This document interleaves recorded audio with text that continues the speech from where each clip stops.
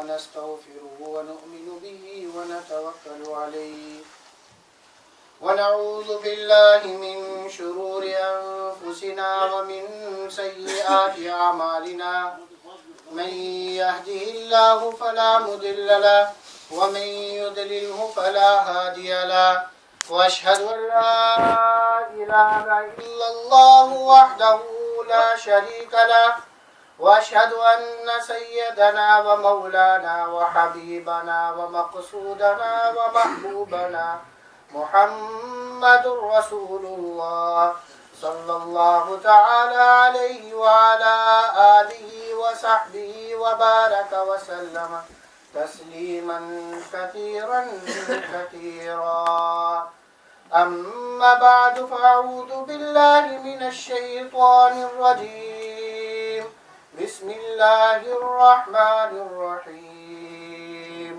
لقد كان لكم في رسول الله أسوة حسنة صدق الله مولانا العظيم وصدق رسوله النبي الكريم ونحن على ذلك من الشاهدين والشاكرين والحمد لله رب العالمين.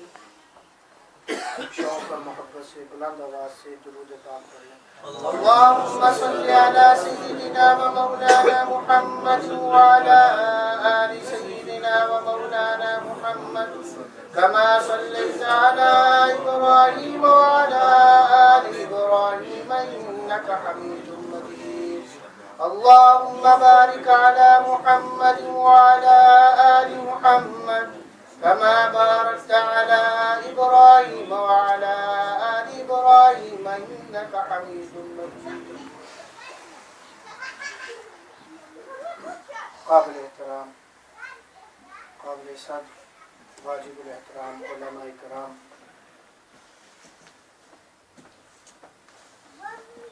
اللہ رب العزت کا بڑا احسان اور کرم ہوا کہ اللہ رب العزت نے ہمیں نبی پاک صلی اللہ علیہ وسلم جیسی مبارک ہستی نصیب فرمائی. یہ تو ہمارے یہ بہت ہی خوش نصیبی کی بات ہے اور اللہ رب العزت کا کروڑہا شکر ہے کہ اللہ رب العزت نے ہمیں آپ علیہ الصلوۃ والسلام کی امت میں پیدا فرمایا. آپ حضرات کا انشاءاللہ زیادہ ٹائم نہیں لوں گا. چند گزارشات. اس محفل کے منعقد ہونے کا مقصد آپ علیہ الصلوۃ والسلام کی سیرت طیبہ مطہرہ کو بیان کرنا اور بیان کرنے کے ساتھ سننا، سن کر اس کو عملی زندگی میں لے کر آنا، یہ ہمارا اس مجلس کا مقصد ہے. یہاں پر کوئی تفریحی کام تو ہو نہیں رہا، نہ ہی ہم نے کوئی روایتی کام کرنا ہے کہ ہر سال کوئی نہ کوئی روایتی کام کیا جائے، بلکہ ایک مقصد لے کر کہ آقا صلی اللہ علیہ وسلم کی محبت لے کر ہم نے یہاں سے اس کے لیے علماء، مفسرین، بہت سے محدثین آئے، آقا صلی اللہ علیہ وسلم کی سیرت طیبہ مطہرہ کو بیان کیا، لیکن آقا صلی اللہ علیہ وسلم کی سیرت کو مکمل نہیں کر سکے، مکمل بیان نہیں کر سکے. جو زمانہ آتا جائے گا، دور بدلتے جائیں گے، لوگ بدلتے جائیں گے، آقا صلی اللہ علیہ وسلم کی سیرت اور نئی انداز میں اجاگر ہوتی جائے گی. کیوں؟ اللہ رب العزت نے آپ صلی اللہ علیہ وسلم کی سیرت کو محفوظ فرمایا. آپ علیہ الصلوۃ والسلام کی زندگی مبارک کو، ایک ایک سنت کو محفوظ فرمایا، ایک ایک عمل کو محفوظ فرمایا، ایک ایک منٹ کے ایک ایک عمل کو محفوظ فرمائے، دن رات کی زندگی کو محفوظ فرمائے، آقا صلی اللہ علیہ وسلم کے قول اور عمل اور فعل کو محفوظ فرمائے۔ اس لیے جو اپنے آپ کو عاشق کہلاتے ہیں، سب سے بڑا عاشق کون ہے؟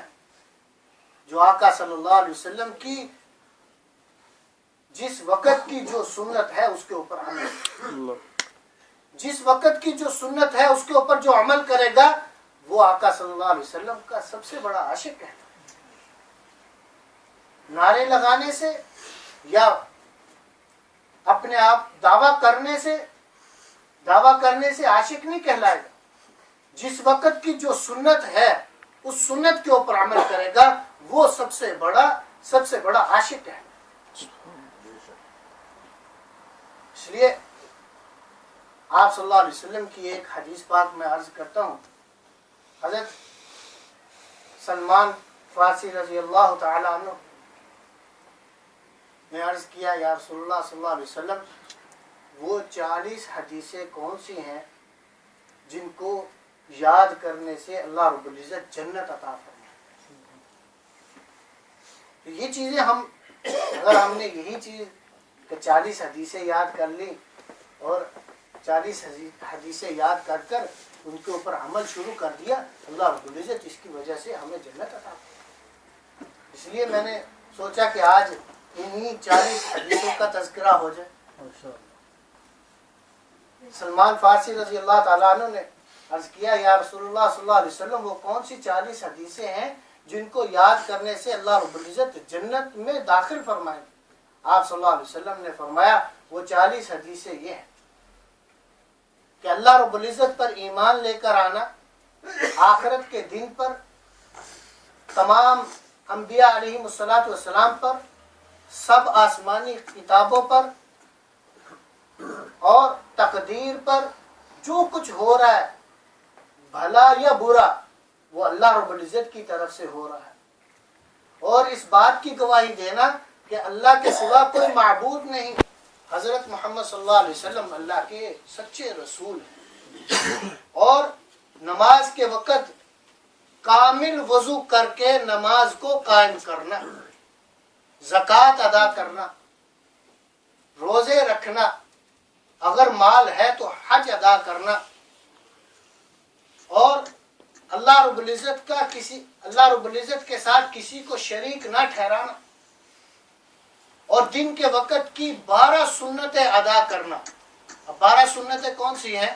2 فجر سے پہلے، 4 ظہر سے پہلے، 4 سنتیں ظہر سے پہلے، 2 سنتیں ظہر کے بعد، اور 2 سنتیں مغرب کی نماز کے بعد، اور 2 سنتیں عشاء کی نماز کے بعد۔ اس کے ساتھ والدین کی نافرمانی نہ کرنا، ظلم سے کسی یتیم کا مال نہ کھانا، شراب نہ پینا، زنا نہ کرنا، جھوٹی گواہی نہ دینا، جھوٹی قسم نہ کھانا، اور کسی مسلمان کی غیبت نہ کرنا، کسی مسلمان کے بارے میں دل میں کینہ نہ رکھنا، اور کسی مسلمان مرد اور عورت، عفیفہ پاک دامن مرد اور عورت کے اوپر تہمت نہ لگانا، نفسانی خواہشات نفسانیہ کے اوپر عمل نہ کرنا، خواہشات نفسانیہ کے اوپر عمل نہ کرنا، اور اللہ رب العزت کی دی ہوئی نعمتوں کا شکر ادا کرنا، بلا مصیبت آ جائے تو اس کے اوپر صبر کرنا، رشتہ داروں کے ساتھ قطع رحمی نہ کرنا بلکہ صلہ رحمی کرنا، اور اللہ رب العزت کی دی ہوئی نعمتوں کا شکر ادا کرنا، اور کسی چھوٹے قد والے آدمی کو عیب کے ساتھ ٹھیکنا نہ کہنا، عیب کی نیت سے ٹھیکنا نہ کہنا، اور اللہ اکبر، سبحان اللہ، الحمدللہ، لا الہ الا اللہ، اللہ اکبر کا اکثر ورد رکھنا، اور قرآن پاک کی تلاوت کرنا۔ یہ جب آپ صلی اللہ علیہ وسلم نے ان حدیثوں کو بیان کیا تو حضرت سلمان رضی اللہ تعالیٰ عنہ نے عرض کیا، یا رسول اللہ صلی اللہ علیہ وسلم جو شخص ان حدیثوں کو اللہ پاک کمی بیشی معلوم ہے، جو ان حدیثوں کو یاد کر لے تو اس کو کیا اجر ملے گا؟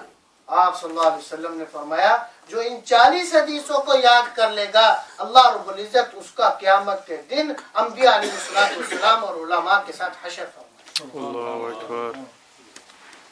اور ان کے اندر اگر ہم سوچیں آپ صلی اللہ علیہ وسلم نے یہ جو 40 حدیثیں بیان فرمائی، یہ ایک ایک حدیث ایک ایک جملہ ہمارے لیے رہنمائی ہے، ہمارے لیے نجات کا ذریعہ بن سکتا ہے اگر ہم اس کے اوپر عمل کر لیں، اگر ہم اس کو جانچیں. آج ہم دیکھتے تو ہیں، ہم علماء کی تقاریر کو سنتے ہیں، جمعہ کے وقت علماء کی تقریروں کو سنتے ہیں، بیانات کو سنتے ہیں، لیکن بھئی خود بھی مطالعہ کریں. آپ علیہ الصلوۃ والسلام کی سیرت طیبہ کا ہم خود بھی مطالعہ کریں، خود اس کو سنیں، دیکھیں، اس کا مطالعہ کریں، پرکھیں کہ آپ علیہ الصلوۃ والسلام کی روزمرہ کی زندگی کیسی ہوا کرتی. آپ صلی اللہ علیہ وسلم کے بارے میں فرمایا، حدیث روایات کے اندر آتا ہے آپ علیہ الصلوۃ والسلام فجر کی نماز کے بعد فجر کی نماز پڑھا کرتے، فجر کے بعد اپنی جگہ پر تشریف فرما ہوتے اور ذکر اذکار کرتے.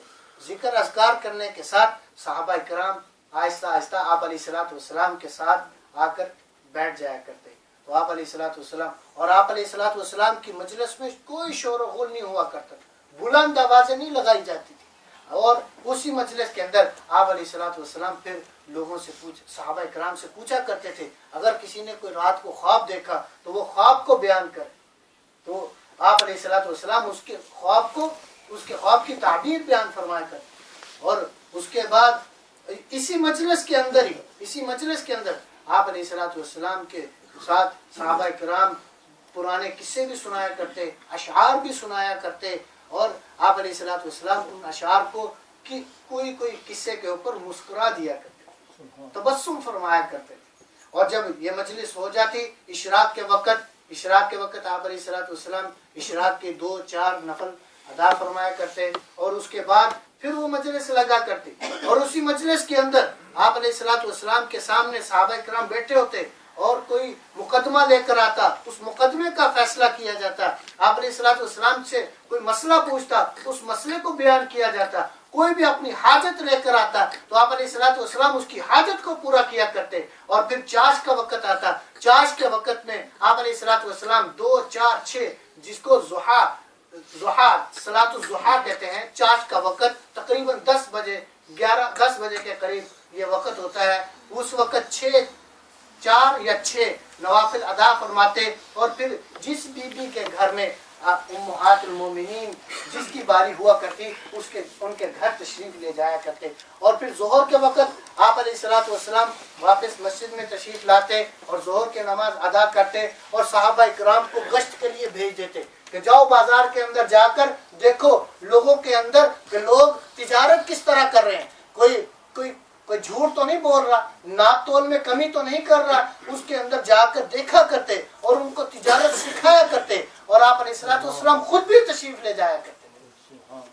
اور پھر عصر کی نماز کا وقت ہوتا، عصر کی نماز ادا فرمانے کے بعد آپ علیہ الصلوۃ والسلام ذکر میں یا کوئی مسئلہ پوچھتا تو مسئلہ بتلا دیا کرتے، کوئی حاجت لاتا تو حاجت پوری کر دیا کرتے. اور مغرب کی نماز جب ادا فرماتے تو مغرب کی نماز کے بعد آپ علیہ الصلوۃ والسلام کے پاس بیبیاں آ کر بیٹھ جایا کرتی، عورتیں آ کر بیٹھ جایا کرتی تھی پردے کے اندر. اور پھر آپ علیہ الصلوۃ والسلام کے پاس آ کر عورتیں بیٹھ جایا کرتی، اور وہ عورتیں بھی آپ علیہ الصلوۃ والسلام سے دین سیکھا کرتی.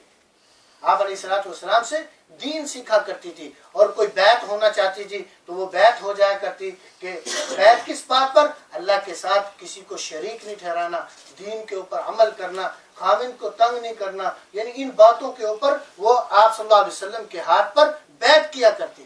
پھر عشاء کی نماز ادا فرماتے، اور جن بی بی کے ہاں آپ علیہ الصلوۃ والسلام کی باری ہوا کرتی ان بی بی کے ہاں آپ علیہ الصلوۃ والسلام تشریف لے جایا کرتے. یہ دن کے اور صبح شام کے آپ علیہ الصلوۃ والسلام کے جو اعمال ہیں، گزارنا، دن کا گزارنا، رات کا گزارنا. اب ساری رات کیسے گزارا کرتے تھے؟ ان کو پڑھنا, ان کا مطالعہ کرنا اور ان کو اپنی زندگی کے اندر لے کر آنا, یہ سب سے بڑی آپ علیہ الصلوۃ والسلام کی سنت ہے, اور اس کے اوپر جو عمل کرے گا وہ سب سے بڑا عاشق ہے. اس لیے میرے عزیز دوستو, آپ حضرات سے یہی گزارش ہے کہ ہم ان چیزوں کو دیکھیں, آپ علیہ الصلوۃ والسلام کی سنتوں کے اوپر عمل کریں. آج حقیقت میں آپ علیہ الصلوۃ والسلام کی سنتوں سے ایسا تعلق گر گیا, ایسا تعلق ختم ہو چکا ہے, جس کی وجہ سے آج ہماری دعائیں بھی قبول ہیں. آج ہمارے برگزیدہ لوگ بھی دعائیں کر رہے ہیں تو نہیں قبول ہو رہی. کیا وجہ ہے؟ کہ آج ہم نے نبی کی سنتوں کو چھوڑ دیا.